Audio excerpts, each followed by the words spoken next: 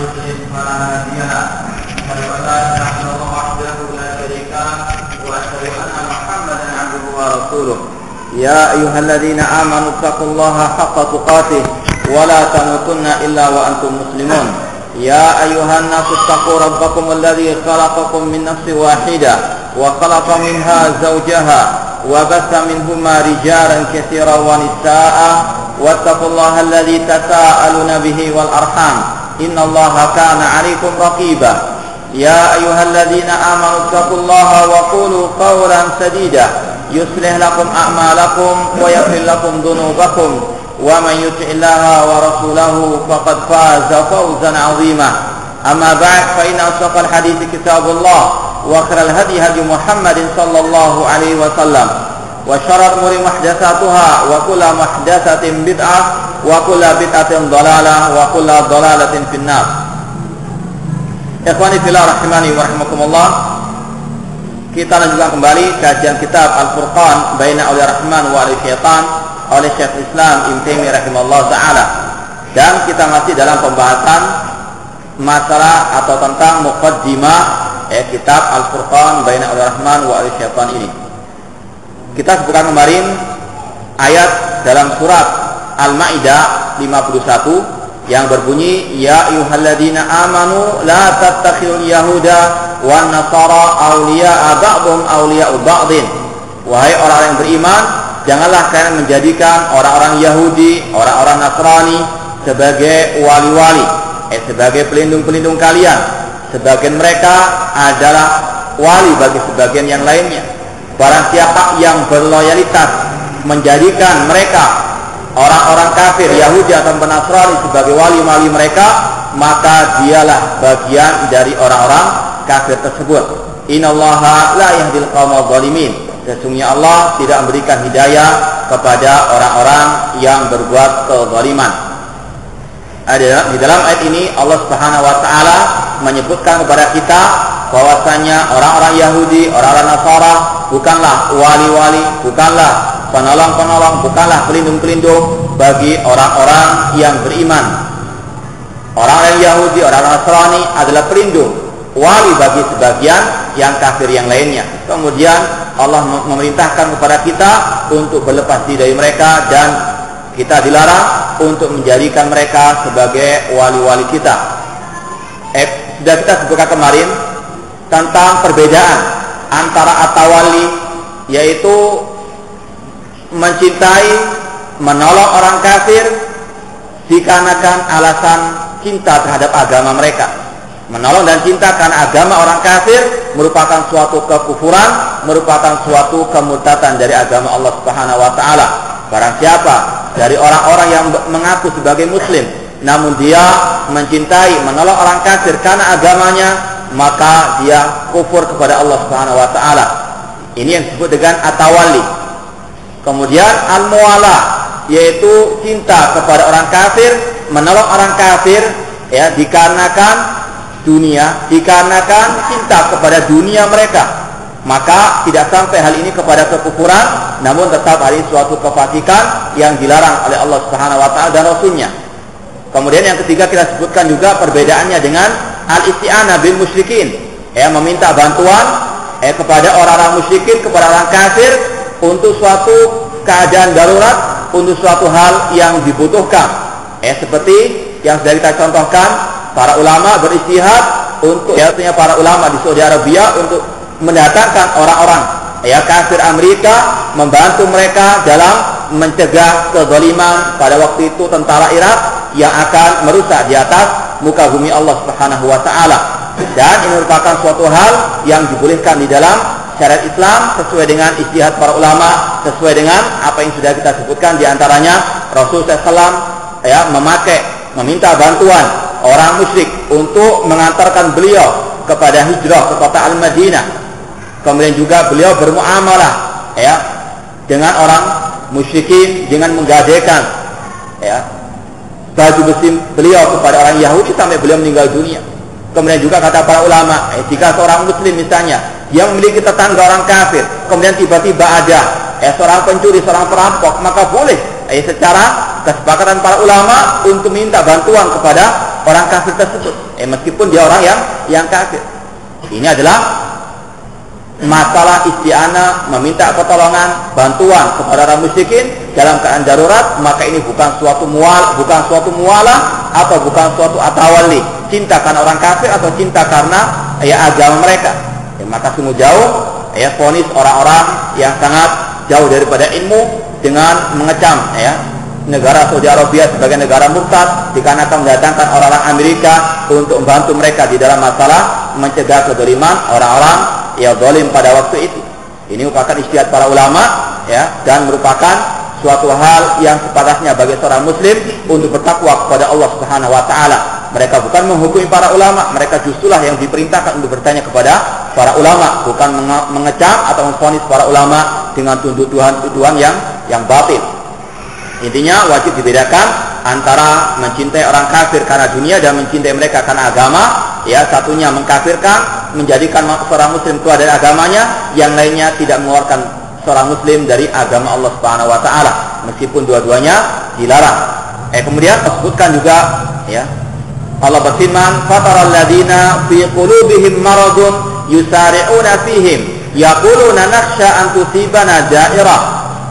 Tidakkah engkau wahai Nabi Muhammad memperhatikan orang-orang yang di dalam hati mereka ada penyakit, penyakit kemunafikan, penyakit lemah iman. Mereka bersegera menuju bergabung kepada orang-orang musyrikin, kepada orang-orang kafir. Mereka mengatakan nakhsha an tusibana da'irah, kami khawatir untuk kami timpa suatu musibah bencana dikarenakan kita berpihak kepada orang muslimin sedangkan orang kafir yang menang. Fa'atallahu an ya'tiya bil fathi aw amrin min indihi. Semoga Allah mendatangkan kemenangan atau perkara dari sisinya.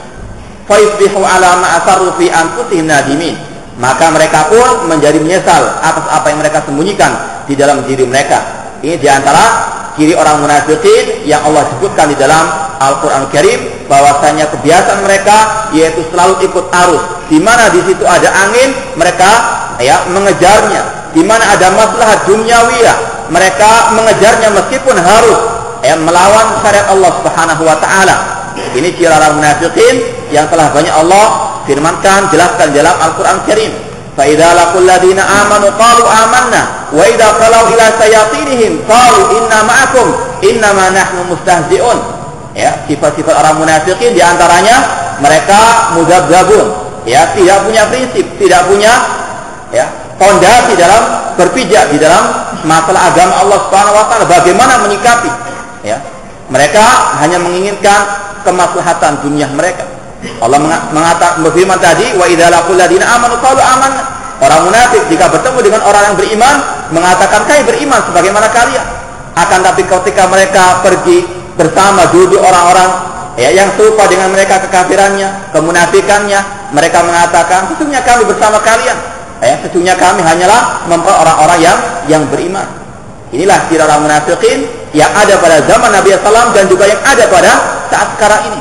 Berapa banyak manusia-manusia yang mungkin ketika bertemu dengan kita tersenyum, seolah-olah menampakkan satu akidah dengan kita, satu manhaj dengan kita. Namun kalau berpisah dengan kita, bertemu dengan teman-temannya, bertemu dengan sahabat-sahabat yang sama, kebid'ahannya sama, kemaksiatan itu kerosatannya, mereka pun memperolok-olok, Ahlus sunnah memperolok-olok ahlul haq.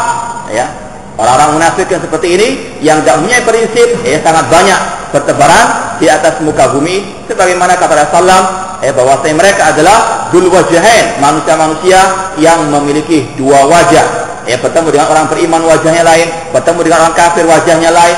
Demikian seterusnya sifat-sifat orang munafikin. Intinya mereka hanya menginginkan perkara dunia, menginginkan agar mereka mendapatkan kemenangan di atas orang-orang yang beriman. Kemudian Allah berfirman lagi, wa yaqulul ladina amanu ahaula'il ladina aqsamu billahi jahda imanihim innahum la ma'akum habitat a'maluhum fa asbahu khasirin. Dan orang-orang beriman mengatakan, apakah mereka itu orang-orang munafikin? Apakah mereka bersumpah dengan Allah dengan sebenar-benarnya sumpah, sesungguhnya mereka bersama kalian, habitat a'maluhum fa asbahu khasirin. maka gugurlah amal ibadah mereka dan mereka pun termasuk orang-orang yang merugi. Ini juga sifat orang munafikin yang juga Allah telah sebutkan tadi dalam surat Al-Baqarah, ya. Orang beriman mengatakan, apakah mereka orang munafikin itulah yang bersumpah dengan nama Allah, ya, dengan sumpah yang sekuat-kuatnya. Sesungguhnya mereka bersama kalian orang-orang beriman. Namun ini hanya sekedar ucapan yang dusta, ucapan yang muncul dari mulut mereka tanpa mereka imani dalam hati mereka.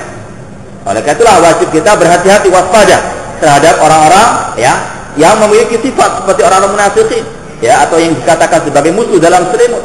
Harus kita waspada, berhati-hati, ya. Kita lihat apakah akidahnya betul-betul murni karena Allah Subhanahu wa taala, ibadahnya dan seterusnya, ya.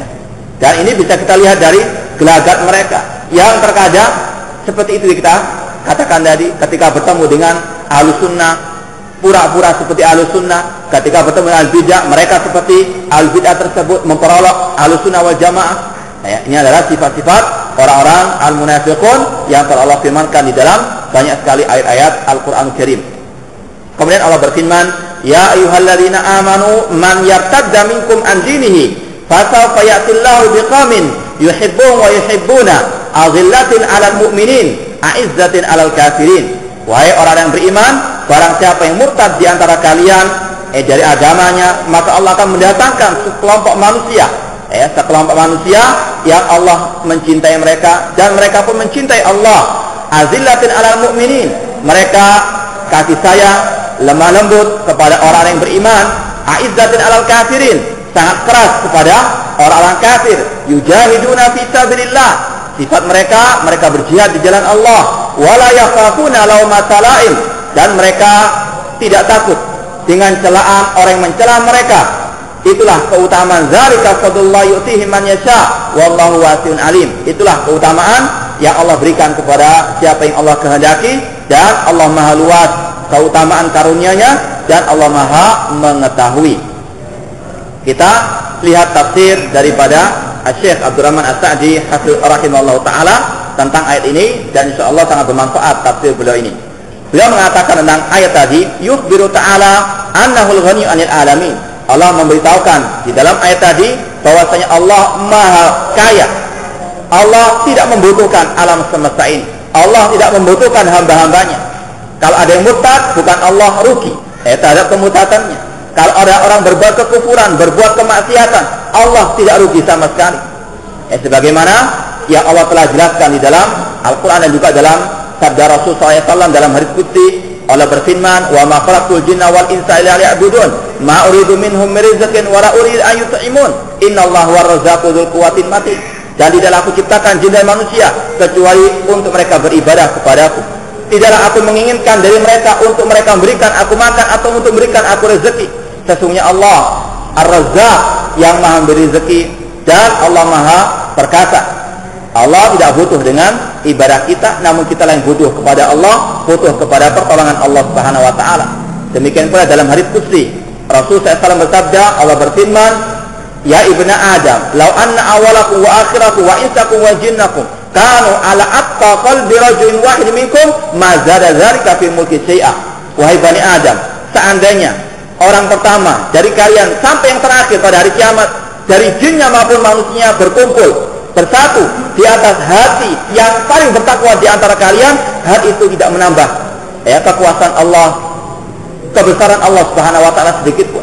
Demikian pula sebaliknya kata Allah, lau anna awalakum wa akhirakum wa insakum wa jinnakum kanu ala afjari qalbi rajulin wahidin minkum ma naqasa dzalika min mulki syai'a. Demikian pula wahai Bani Adam, seandainya orang pertama dari kalian sampai yang terakhir hari kiamat, manusianya maupun jinnya, semuanya di atas hati yang paling busuk, yang paling jahat, yang paling kufur, tidaklah hal itu mengurangi kekuasaan Allah Subhanahu wa taala. Oleh karena itulah kalau ada orang murtad, ada orang yang berbuat maksiat, berbuat kebid'ahan, Allah enggak butuh dengan mereka, dan Allah akan mengutus manusia-manusia yang Allah pilih, yang betul-betul cinta kepada Allah, dan Allah pun mencintai mereka. Allah Ta'ala dalam ayat tadi memberitahukan kepada kita, Allah ghaniyun 'anil alamin, maha kaya, tidak butuh kepada makhluknya. Allahus Samad, di antara makna Allahus Samad yaitu Allah tempat bergantung, Allah tempat manusia untuk meminta kebutuhannya, sedangkan dia tidak meminta kebutuhannya kepada makhluk-makhluknya. Allahu as-samad. Wa anna man yartadda an dinihi falan yadurrallaha syai'a. Dan barang siapa yang murtad kepada dari agama Allah, tidaklah hal itu mencelakakan, mengurangi kebesaran Allah Subhanahu wa taala. Wa inna ma yadurru nafsahu. Akan tapi orang yang murtad tadi, yang kufur tadi, dia mencelakakan dirinya sendiri. Wa anna lillahi ibadan mukhlisin. Dan Allah memiliki hamba-hamba yang mukhlisin, yang bertauhid, yang ikhlas dalam beribadah kepada Allah, ya, yang mengikuti sunnahnya Rasul SAW. Sebagaimana Allah telah menyatakan, la tazalu ta'ifatun min ummati zahirin 'alal haq. Senantiasa akan ada sekelompok manusia yang menempati, yang tetap tegar, konsisten di atas kebenaran, menampakkan kebenaran. Meskipun banyak manusia yang kufur, banyak manusia yang berbuat kebid'ahan, namun masih ada sekelompok manusia yang tegak di atas kebenaran, yang merupakan manusia-manusia pilihan Allah Subhanahu wa taala.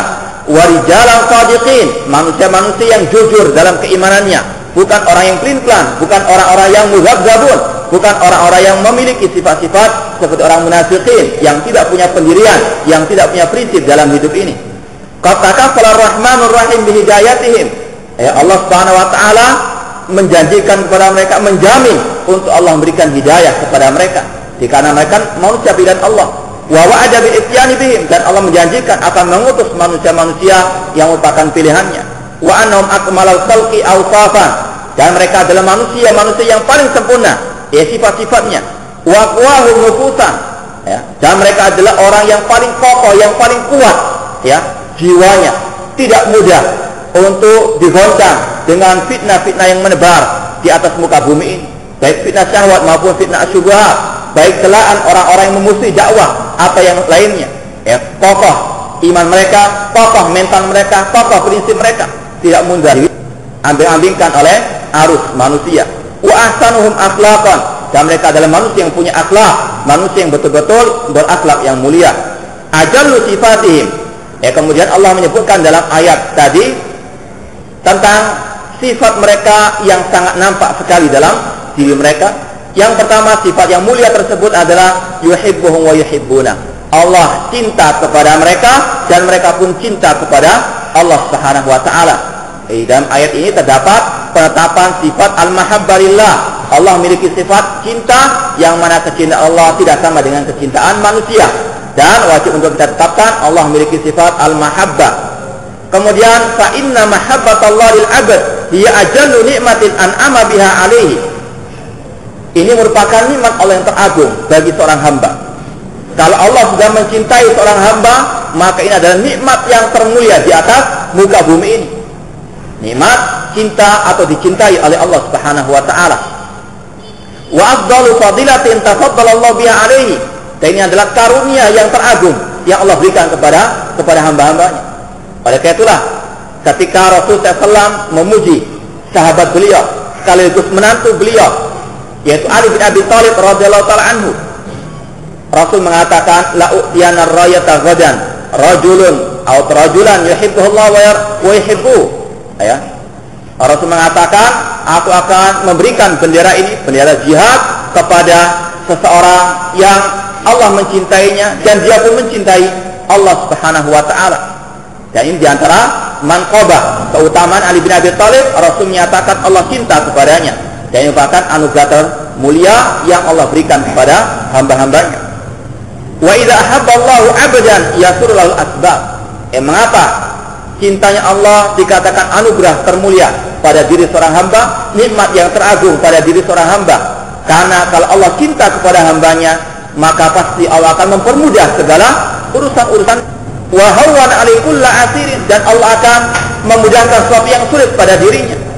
Wa faqahu li fi'lil khairat, dan Allah akan berikan taufik hidayah kepadanya untuk dia berbuat kebaikan, wa tarkil munkarat, dan untuk dia meninggalkan segala bentuk kemungkaran. Maka inilah nikmat yang termulia. Kalau Allah cinta kepadanya, Allah selalu memberikan hidayah, Allah selalu mempermudah segala urusannya, dan semuanya akan dimudahkan Allah Subhanahu wa taala untuk dia selamat di dunia dan akhirat, untuk dia meraih kebahagiaan di dunia dan di akhirat. Wa aqbala bi qulubi ibadi ilaihi bil mahabbati wal wajad, dan Allah yang menghadapkan wajahnya kepada hati-hati hambanya dengan penuh kecintaan. Kemudian Wa min lawazimi mahabbatil abdi li rabbih. Kalau tadi cintanya Allah kepada hambanya, itu Allah memberikan banyak sekali kemudahan, memberikan banyak sekali kenikmatan dan karunia. Namun sebaliknya, seorang hamba jika cinta kepada Allah, demikian pula ada konsekuensinya. Bukan hanya sekedar menyatakan dirinya cinta kepada Allah Subhanahu wa taala, sebagaimana yang dilakukan oleh orang-orang Nasara yang mengatakan nahnu abna'ullah wa ahibbah. Kami adalah anak-anaknya Allah dan orang yang dicintai oleh Allah Subhanahu wa taala. Ini bukan hanya sekedar pengakuan. Cinta kepada Allah, wa min lawazimil mahabbatil abdi rabbih annahu la budda an yattasifa bi mutaba'atir rasuli sallallahu alaihi wasallam zahiran wa batinan. Kalau ada orang yang mengatakan cinta kepada Allah, konsekuensinya dia harus mengikuti jejaknya Rasul sallallahu alaihi wasallam secara zahir maupun batin. Batinnya, hatinya meyakini kewajiban untuk mengikuti jejak Rasulnya sallallahu alaihi wasallam di dalam segala keadaannya, fi aqwalihi, dalam ucapannya, wa a'mali, dalam perbuatannya, wa jami' ahwali, dan segala keadaannya. Kalau ada orang cinta kepada Allah, kewajibannya mengikuti jejaknya Rasulnya sallallahu alaihi wasallam. Tidaklah dia melangkah kecuali mengenal dahulu apakah ini ada dasarnya atau tidak dari sunnahnya Rasul sallallahu alaihi wasallam. Kalau dia cinta kepada Allah, dia ada salat kecuali sesuai dengan ajarannya Rasul sallallahu alaihi wasallam. Kemudian juga tidak merayakan suatu perayaan hari besar kecuali kalau ada dalilnya dari Rasul sallallahu alaihi wasallam. Karena memang cinta kepada Allah haruslah mengikuti Rasulnya sallallahu alaihi wasallam dalam kehidupannya sehari-hari. Sebagaimana Allah berfirman, "Qul in kuntum tuhibbunallah fattabi'uni yuhibbukumullah." Katakanlah, jika kalian wahai kaum muslimin cinta kepada Allah, maka ikutilah aku, kata Rasul sallallahu alaihi wasallam, kalian akan dicintai oleh Allah Subhanahu wa taala. Kata Imam Ibnu Katsir rahimallahu taala, hadil ayatu hakimatun ala kulli man yad'i mahabbatallah wa laysa huwa fi turuqi aw fi tariqatil muhammadiyah. Kata Imam Ibnu Katsir rahimahullah, bahwasanya ayat ini merupakan ujian, merupakan barometer, tolak ukur bagi setiap orang yang mengaku cinta kepada Allah Subhanahu wa taala sedangkan dia tidak di atas jalannya Muhammadin sallallahu alaihi wasallam.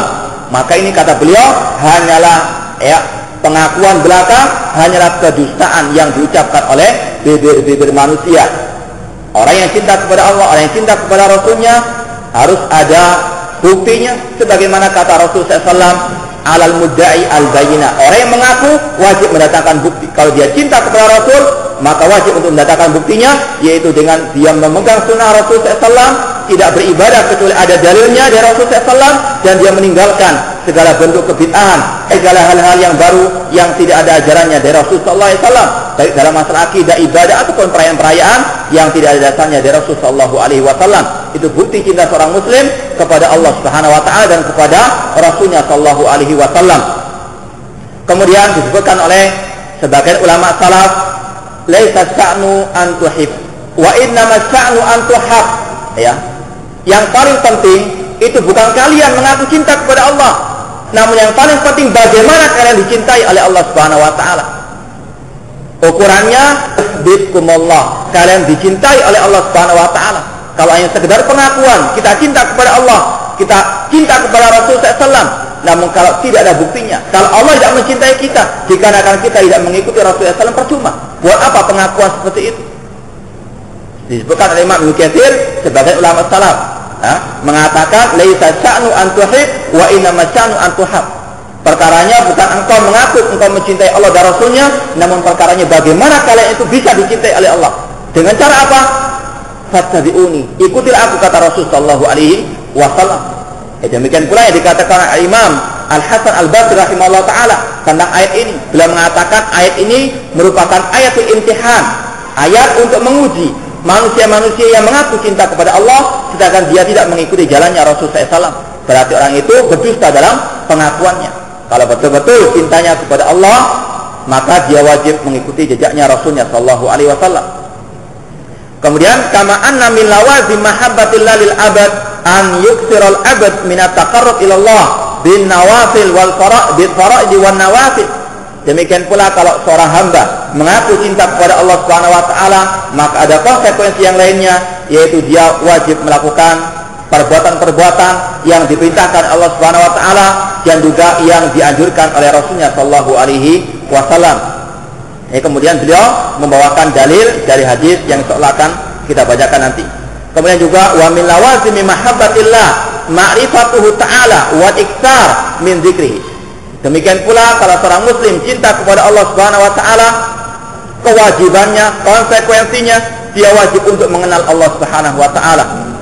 Mengenal Allah lewat dalil Al-Qur'an, lewat dalil hadis Rasul sallallahu ataupun pemahaman para sahabatnya Rasul sallallahu alaihi wasallam. Sebagaimana hal ini diucapkan oleh Syekhul Islam Muhammad bin Abdul Wahhab rahimahullah, beliau mengatakan i'lam rahimakallah annahu yajib alaina ta'allum arba'i masail. Al-awwal al-ilmu wa ma'rifatullah wa ma'rifatun nabiyyi wa ma'rifatul Islam bi adillati. Kata beliau, ketahuilah semoga Allah merahmatimu, wajib bagi seorang muslim untuk mempelajari 4 hal. Di antaranya kata beliau mempelajari ilmu. Apa ilmu yang dimaksud di sini? Yaitu ma'rifatullah, mengenal Allah, mengenal nabinya, dan mengenal Islam dengan dalil-dalilnya. Mengenal Allah dengan dalil. Mengenal Allah bahwasanya Allah itu Ghafur Rahim dari mana? Dari Al-Qur'an. Mengenal Allah bahwasanya Allah punya kedua tangan, bal yadahu mabsuutatan dari Al-Qur'an. Mengenal bahwasanya Allah Ar-Rahman Ar-Rahim dari Al-Qur'an maupun hadis Rasulullah SAW. Bukan dengan akal, bukan dengan hawa nafsu, bukan dengan perkiraan, namun dengan dalil. Karena ini masalah gaib berkaitan dengan Allah, zat yang paling mulia. Mengenal Allah yaitu mengenal asma Allah, mengenal sifatillah yang tercantum dalam Al-Qur'an maupun sunnah Rasulullah SAW. Wal iktsar min dzikrihi, kemudian memperbanyak zikir kepada Allah Subhanahu wa taala. Dan ini sudah sering kita sampaikan, Allah memerintahkan kepada kita kaum muslimin untuk banyak berzikir kepada Allah, mengingat Allah, namun dengan zikir-zikir yang disyariatkan oleh Rasulnya sallallahu alaihi wasallam. Ya ayyuhalladzina amanu dzkurullaha dzikran katsira. Wahai orang beriman, berzikir kepada Allah dengan zikir yang banyak.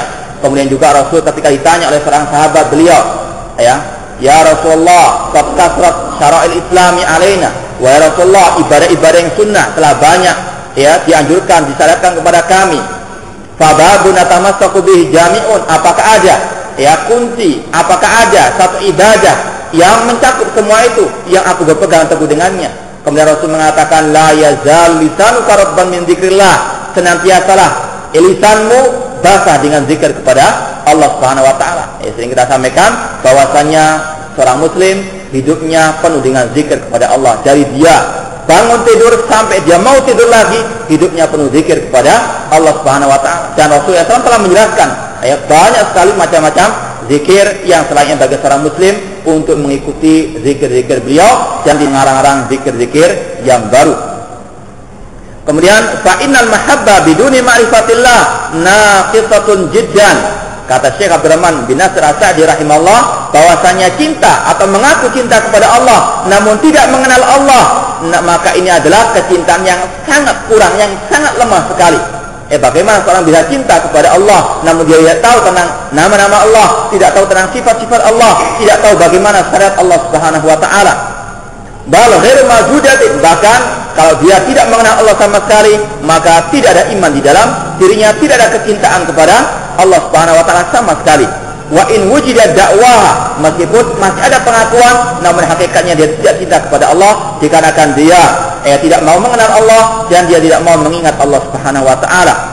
Wa man ahabballah aktsara min dzikri, kata beliau, barang siapa yang cinta kepada Allah maka dia pasti memperbanyak mengingat Allah, mengingat syariat Allah Subhanahu wa taala.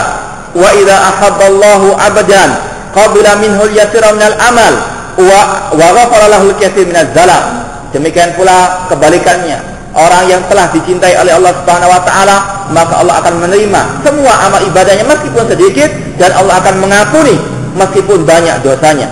Ini adalah balasan dari Allah terhadap mereka-mereka yang betul-betul mengikuti Rasulnya SAW, yang betul-betul cinta kepada Allah dan dibuktikan kecintaannya dengan mengenal Allah lewat Al-Quran maupun hadis Rasulullah SAW yang sahih. Demikian pula beribadah kepada Allah dan mengikuti jejaknya Rasulullah SAW, maka Allah pun mencintainya dan Allah memberikan banyak kebahagiaan, kemudahan di dunia maupun di akhirat. Kemudian Allah mensifati orang-orang yang merupakan pilihan Allah Subhanahu wa taala, sifat mereka adalah azillatin alal mu'minin, kasih sayang kepada orang-orang yang beriman, dan aizzatin alal kafirin, sangat keras tegas kepada orang-orang kafir. Ini sebagaimana yang Allah sifati para sahabat beliau, para sahabat Rasulullah SAW. Allah berfirman, Muhammadur Rasulullah alladziina ma'ahu asyidda'u 'alal kuffar ruhama'u bainahum. Muhammad adalah utusan Allah, dan orang-orang yang bersama beliau, mereka para sahabat Rasulullah SAW sifatnya ruhama'u bainahum, saling kasih sayang kepada orang yang beriman dan keras tegas kepada orang-orang yang kafir. Namun apa maksud keras di sini? Apakah maksud tegas di sini? Apakah harus melakukan peledakan? Apakah harus membantai orang-orang kafir di mana mereka berada? Ya, maka ini bukanlah sifatnya para sahabat, bukanlah sifat orang-orang yang beriman secara syar'i. Sebagaimana yang telah yang telah disampaikan di sini oleh Syekh Abdul Rahman As-Sa'di, beliau mengatakan, "Fahum lil mu'minina azillatun min mahabbatihim lahum." Mereka orang-orang pilihan Allah, orang yang beriman yang sebenarnya, mereka saling kasih sayang kepada orang-orang yang beriman. Wa nushihim lahum, atau fahum lil mu'minina azillatun min mahabbatihim lahum wa nushihim lahum. Ya, kasih sayang seorang muslim, seorang mukmin kepada kaum mukminin yang lainnya, kepada kaum muslimin yang lainnya, bukan dengan mendiamkan mereka berbuat kesyirikan, bukan mendiamkan mereka berbuat kebid'ahan, bukan mendiamkan mereka berbuat kemaksiatan, ya. Namun di antara cinta seorang muslim kepada muslim yang lainnya adanya an-nasihat, adanya at-tawassul bil haqqi wa tawassul bis sabr. Ada kesyirikan, diberitahukan ini syirik, ini bid'ah, ini maksiat, ini menyimpang, ini sesat misalnya. Ini merupakan bentuk kasih sayang seorang muslim kepada muslim yang lainnya. Sebagaimana kalau kita perhatikan seorang ayah, seorang ibu ketika menyayangi anaknya, bukan sikap sayang seorang ibu kepada anaknya dengan membiarkan anaknya berbuat penyimpangan, dengan membiarkan anaknya berbuat kesalahan, namun menyayangi seorang anak dengan diberikan nasihat, diberikan petunjuk yang mana yang benar, mana yang salah. Ini adalah kasih sayang. Sebagaimana ketika Allah mensifati Rasulnya Shallallahu Alaihi Wasallam, Rasul SAW disifati Allah Subhanahu Wa Taala bil mu'minina raufur rahim. Beliau terhadap orang yang mukmin raufur rahim, sangat kasih sayang. Apakah Rasul diam melihat para sahabatnya berbuat syirik? Tidak. Langsung Rasul ingkari, bukan malah mengatakan, oh ini permasalahan khilafiyah, jangan diperbesar. Ini belum waktunya disampaikan masalah syirik, masalah bid'ah. Ini bukanlah sikapnya seorang mukmin. Ini bukanlah petunjuknya Rasul sallallahu alaihi wasallam. Rasul SAW ketika ada sebagian sahabatnya meminta untuk dibuatkan pohon yang keramat, maka Rasul mengatakan ini adalah suatu kesyirikan kepada Allah Subhanahu wa taala. Ketika para sahabat yang baru masuk Islam, belum tahu bahwa itu syirik, mereka mengatakan, "Ya Rasulullah, ij'al lana zata anwatin kama lahum zata anwat." Ya Rasulullah, buatkan untuk kami pohon keramat yang kami akan menggantungkan senjata kami biar sakti, sebagaimana kaum musyrikin berbuat hal tersebut. Apakah Rasul diam? Rasul orang yang paling kasih sayang kepada kaum mukminin, kepada para sahabat beliau, namun beliau tidak mendiamkan kemungkaran. Kalau ada itu syirik, diberitahukan itu syirik. Kemudian Rasul mengatakan, "Inna sunan kama qalat Bani Israil." Rasul mengatakan, Allahu Akbar. Ini adalah sesuatu yang besar, Allah Maha Besar. Ini adalah sunan, jalan atau metodenya orang-orang Bani Israel ketika mereka meminta kepada Nabi Musa untuk dijadikan sesembahan selain Allah Subhanahu wa taala. Rasul dengan kasih sayang beliau tidak diam dari kemungkaran. Maka demikian pula kalau ada orang menasihati bahwasanya ini syirik, ini bid'ah dengan dalilnya, maka ini bentuk kasih sayang kepada kaum muslimin. Bukan memecah belah kaum muslimin, malah ini menyatukan kaum muslimin di atas akidah yang benar, di atas sunnahnya Rasul sallallahu alaihi wasallam. Kemudian walini warifqihim wa ra'fatihim wa rahmatihim bihim wa suhulati janibihim. Kemudian juga di antara kasih sayang mereka bersikap lemah lembut kepada orang-orang yang beriman. Wa qarraba syai'an alladhi yutlabu minhum, dan betul-betul memberikan mat kepada kaum muslimin dengan nasihat, dengan apa yang mereka mampu. Wa 'alal kafirina billah mu'anidina li ayatihi al-mukadzibina li rusuli a'izzatan qad istamat imamuhum wa azaimuhum ala mu'adatihim. Itu kalau sikapnya orang muslim kepada kaum mukminin, berlemah lembut, saling menasihati di atas kebenaran, di atas kesabaran. Namun sebaliknya sikap orang mukmin terhadap orang kafir, yang menentang ayat-ayat Allah, yang kufur kepada Allah, yang berbuat syirik kepada Allah, mereka sangat keras dan mereka telah bertekad dengan tekad yang bulat untuk memusuhi, membenci orang-orang kafir tersebut. Wa balaru juhdahu fi kulli sababin yahsulu bil intisaru alaihim, dan berusaha mencari jalan bagaimana untuk orang-orang mukmin tersebut menang di atas orang-orang yang kafir. Dan sebagaimana dikatakan tadi, kalau mereka cinta kepada Allah, mengikuti jejak Rasul SAW. Demikian pula di dalam masalah mencari jalan untuk mendapatkan kemuliaan, tidak ada lain kecuali jalannya Rasul SAW. Dan Allah telah memberikan penjelasan, memberikan jalan kepada kaum muslimin, bahwasanya tidak ada kemenangan, tidak ada kemuliaan bagi kaum muslimin terhadap orang-orang kafir kecuali dengan mereka betul-betul memiliki ilmu yang nafi', bermanfaat, ilmu yang berlandaskan Al-Quran dan Sunnah, dan mereka memiliki al-amal soleh, sebagaimana yang sudah kita sebutkan dalam awal muqaddimah kitab Al-Furqan ini. Allah Subhanahu wa taala berfirman, "Huwallazi arsala rasulahu bil huda wa dinil haqqi liyudhhirahu 'ala ad-dini kulli walau karihal kafirun." Dialah Allah yang mengutus Rasulnya sallallahu alaihi wasallam dengan al-huda, petunjuk, kata para ulama, al-ilmu nafi', ilmu yang bermanfaat, dan Allah mengutus Rasulnya dengan dinil haq, agama yang hak, yaitu kata para ulama al-amal saleh. Allah mengutus Rasulnya dengan dua hal, al-ilmu yang bermanfaat dan al-amal saleh. Kemudian apa setelah itu? Liyudhhirahu 'ala ad-dini kulli, untuk Allah memenangkan Rasulnya, memenangkan Islam di atas semua agama yang ada. Dengan apa? Al-ilmu nafi' wal amalu as-saleh. Ini jalan menuju kejayaan umat, jalan menuju kemenangan umat. Bukan dengan melakukan peledakan, bukan mengadakan pengeboman dan sebagainya tanpa ada dalilnya dari Al-Quran dan Sunnah, tanpa bimbingan para ulama Al-Sunnah wal Jamaah. Ini merupakan jalannya orang yang beriman, benci, memusuhi orang kafir sesuai dengan syariat Allah, tidak berlebihan, tidak ekstrim. Qala ta'ala, Allah berfirman, wa a'iddu lahum mastata'tum min quwwatin wa min ribatil khairi turhibuna bi aduwallah wa aduwakum, dan persiapkanlah bagi mereka, bagi orang kafir, apa yang kalian mampu, apa yang kalian miliki dari kekuatan dan dari kuda-kuda yang ditambahkan untuk kalian menakut-nakuti musuh Allah dan musuh kalian. Kata para ulama, di antara yang perlu dipersiapkan oleh kaum mukminin secara khusus yaitu masalah kuwatul iman. Wa idulah masatatu min quwwah, persiapkan dari kekuatan kalian untuk menghadapi mereka. Kata para ulama, yang paling dipersiapkan, yang paling dibutuhkan oleh kaum muslimin, terutama pada saat sekarang, yaitu kuwatul iman, kekuatan iman kepada Allah Subhanahu wa taala, kuat iman, kuat ilmu yang bermanfaat, dan kuatnya al-amal as-saleh. Dengan itulah mereka akan ditolong oleh Allah Subhanahu wa taala. Kemudian Allah berfirman, wa qala ta'ala asyidda wal kuffaru hama'u bainahum. Di antara sifat sahabat tadi, di antara sifat orang mukmin, mereka keras terhadap orang kafir dan kasih sayang kepada orang-orang yang mukmin. Fal ghilbatu wa shiddatu ala a'da'illah mimma yuqarribul abda ilallah.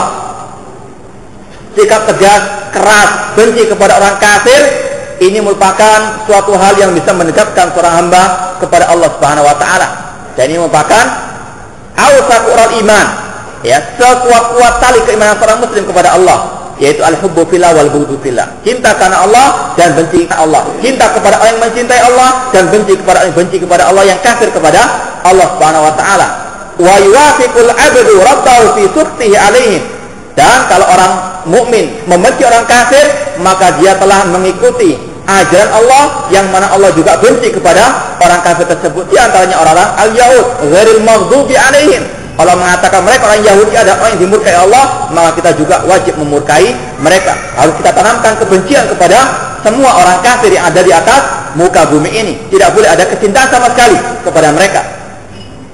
Kemudian kata beliau, wala tamna'ul ghilzatu 'alaihim wa shiddatu da'watuhum, atau da'watahum ila dinil islami billati hiya ahsan. Namun sikap keras kita, sikap benci kita kepada orang kafir, bukan menghalang kita untuk mendakwai mereka orang kafir kepada agama Islam dengan cara yang baik, bukan dengan cara peledakan, bukan dengan cara membantai orang-orang kafir yang tidak memerangi kaum muslimin. Ya, terutama orang-orang kafir yang musta'manun, yang dikatakan oleh para ulama mereka adalah orang-orang kafir yang diharamkan untuk dibunuh di daerah atau di negara-negara Islam. Sebagaimana Rasul mengatakan, man qatala mu'ahadan lam yarah rayatal jannah, barang siapa membunuh orang kafir yang mu'ahad, yang masuk ke negeri kaum muslimin dengan cara damai, barang siapa membunuh orang kafir tersebut, maka dia tidak mencium bau surga. Rasul mengancam. Dalam Sahih Bukhari, hadis tersebut disebutkan oleh Al-Imam Bukhari rahimahullah ta'ala. Ini menunjukkan tidak semua orang kafir untuk kita bantai, untuk kita bunuh, apalagi dengan cara yang sangat ekstrim dan sebagainya. Kata Syekh Abdurrahman As-Sa'di rahimahullah, bahwasanya sikap benci kita, sikap permusuhan kita kepada mereka, tidak menghalang kita untuk mendakwahi mereka dengan cara yang baik, dengan kita menampakkan akhlak yang baik, meskipun dengan penuh ketegasan, bukan dengan kita merendahkan diri di hadapan mereka, tidak. Namun kita harus punya sikap. Demikian pula harus kita betul-betul mendakwahkan ke dalam Islam dengan akhlak kita, dengan agama Allah yang Allah ridhai bagi kita. Fatastami'ul ghilzatu 'alaihim walinu fi da'watihim, maka tergabunglah antara sikap keras dan sikap lemah lembut dalam mendakwahi mereka, yaitu dengan kita menampakkan akhlak yang baik. Kita bukan orang-orang yang bengis, bukan orang-orang yang kejam dan lain sebagainya. Sebagaimana Allah telah firmankan, la yanhaakumullahu 'anil ladzina lam yuqatilukum fid din wa lam yukhrijukum an diyarikum an tabarruhum wa tuqsitu ilaihim innallaha yuhibbul muqsitin. Allah tidak melarang kalian untuk kalian berbuat baik, berbuat adil kepada orang-orang kafir yang tidak mengeluarkan kalian dari rumah-rumah kalian dan tidak memerangi kalian.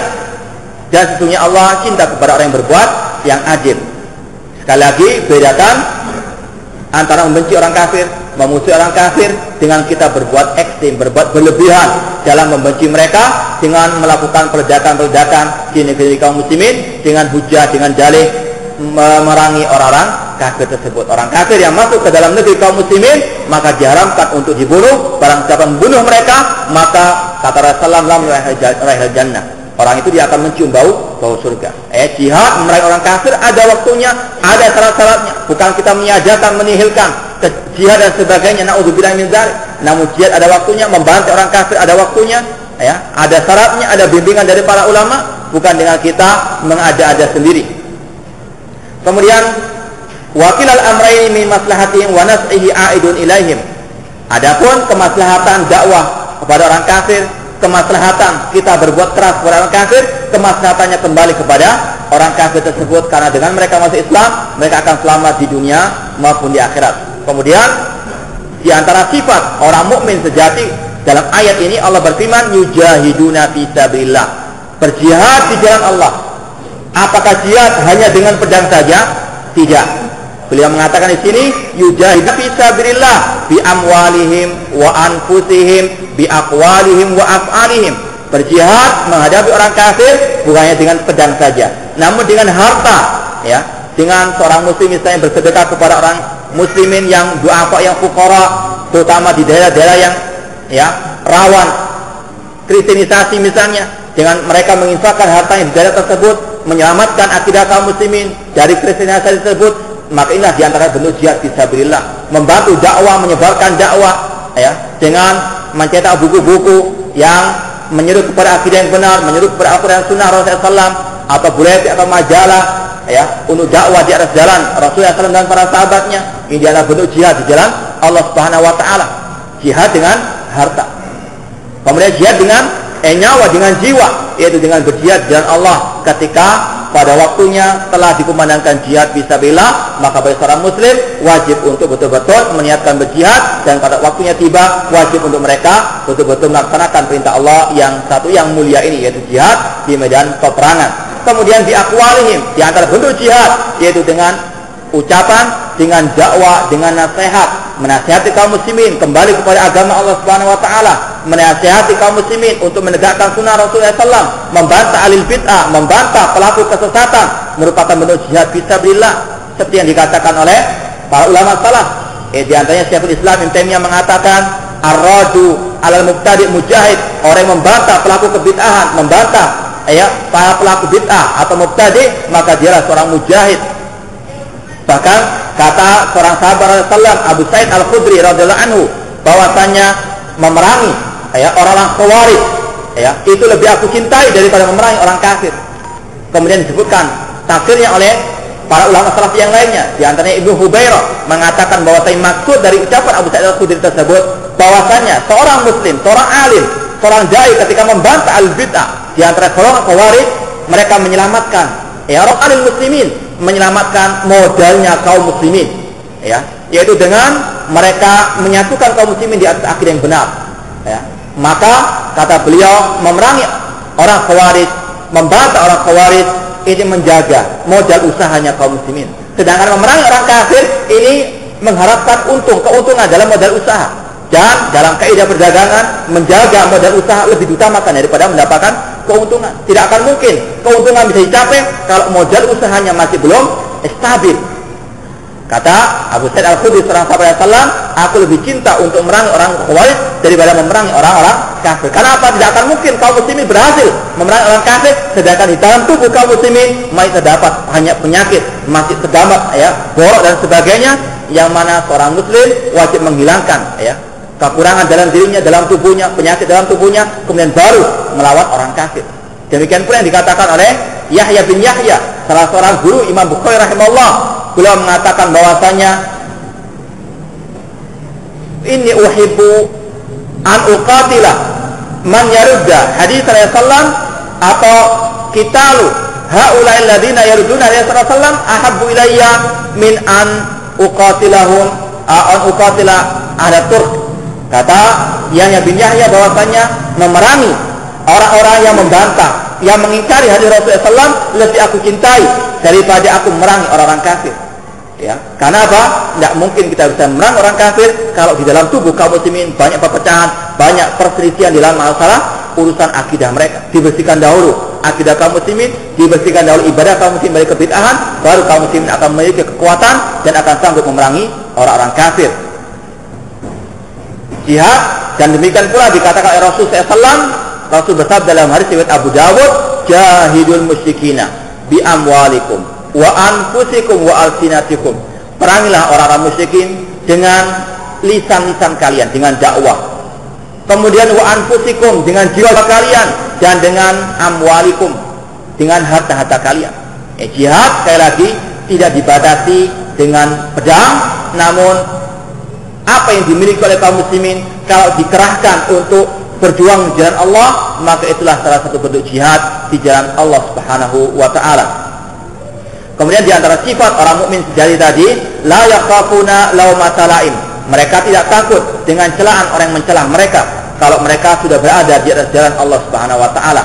Bal yuqaddimuna ridha rabbihim. Bahkan orang beriman selalu mengutamakan, mengedepankan ridha Allah Subhanahu wa taala.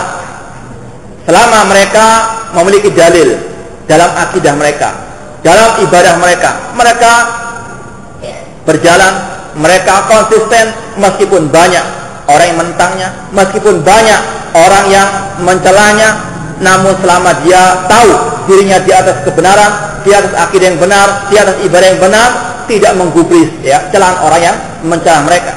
La yaqafuna fillahi laumata laim, tidak takut terhadap celaan orang yang mencela atau terhadap tidak takut dengan celaan orang yang mencelahnya. Ini adalah sifat-sifat at-taifah mansura al-sunnah wal jamaah al-firqatun najiyah, sebagaimana yang diucapkan oleh seorang ulama salaf Abu Dzar Ar-Razi atau selain beliau mengatakan ilzam tariqal huda wa la yadurruka qillatu salikin wa iyyaka wa turqad dalal wa la taqtaru bi kasatil halikin. Tetapilah konsistenlah di atas jalan kebenaran dan tidaklah akan memungkinkan, tidaklah mencelakakan kalian orang-orang yang sedikit menjalani jalan kebenaran tersebut, dan jauhilah jalan-jalan kesesatan, dan jangan kalian tertipu dengan banyaknya orang yang binasa di atas jalan kesesatan tersebut. Mudah-mudahan yang kita sampaikan manfaat. Wallahu ta'ala wa da'wana alhamdulillahirabbil alamin. Wassalamualaikum warahmatullahi wabarakatuh.